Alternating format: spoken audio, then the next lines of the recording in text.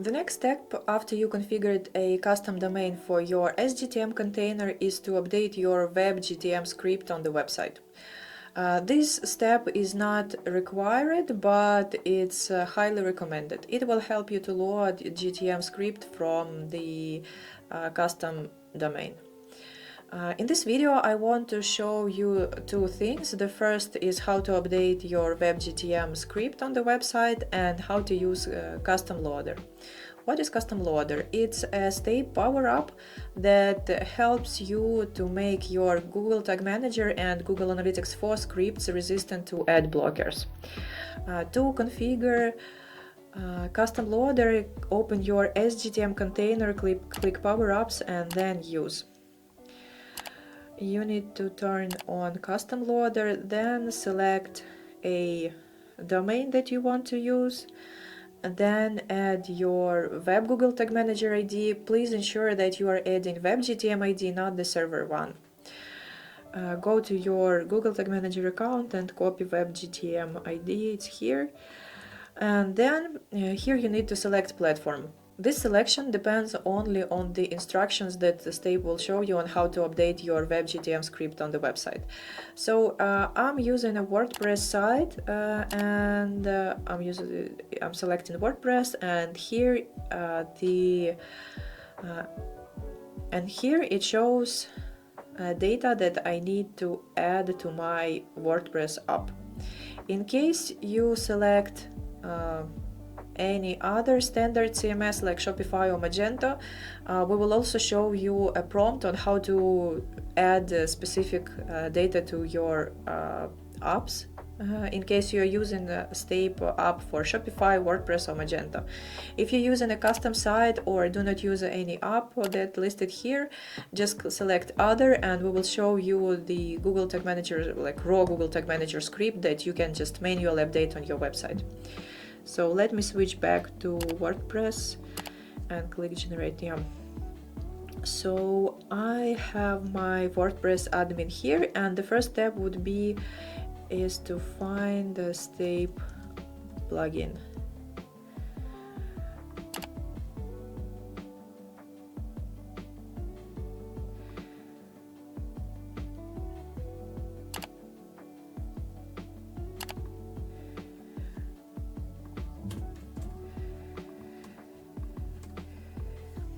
After you successfully install the Stape plugin, just go to this plugin configuration. The first thing that you need to select is how you want Stape to insert Google Tag Manager script. So there are three options. Either insert like a full script. The first option is to insert a full script. The second option is just to modify the Google Tag Manager URL. This option works for those who already have another plugin that already inserted the web Google Tag Manager script on your website. And the second option is do not insert the web GTM script. The third option might be useful for those who do not want to use web Google Tag Manager to deliver data to the sGTM, but in case want to use webhooks or direct calls from your API to the sGTM to send data to sGTM container.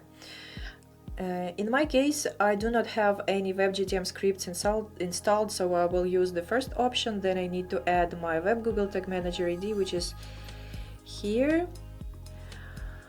Then a server container URL. With the same origin domain, it's a little bit tricky, so you do not need to copy the container loading path that we have here, but instead type your same origin domain that you configured using the worker.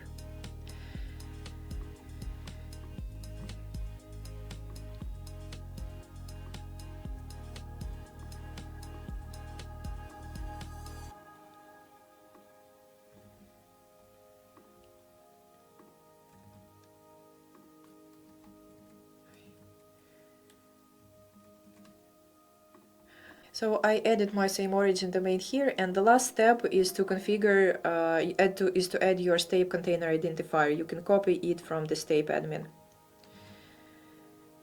Save changes.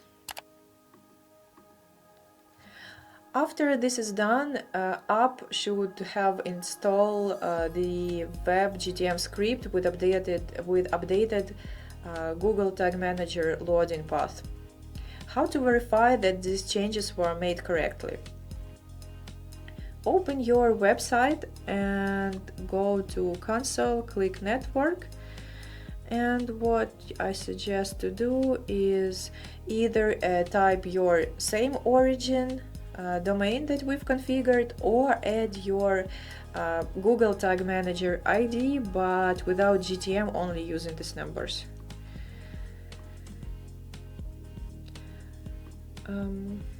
Let me show you. So here we see that Google Tag Manager script was successfully loaded from the same origin domain, and the script path was a little bit modified. So this small modification helps to prevent Google Tag Manager script from blocking by ad blockers and other blocking techniques in browsers like Brave and so on. There are numerous. Why I said that if you want to check if GTM script was added correctly, only to copy these numbers and letters is because we also remove GTM. So you can see here that the GTM ID was replaced and a little bit modified. I can see status 200 here. It means that Web Google Tag Manager script works correctly and it uses our tagging server URL that we created for the sGTM container. If you have some issues and the status is not 200, the first step that I would recommend you to do is copy your tagging server URL and write healthy here. You should see the status OK. If something is wrong, then you should check the DNS settings that you've set up to configure your custom subdomain.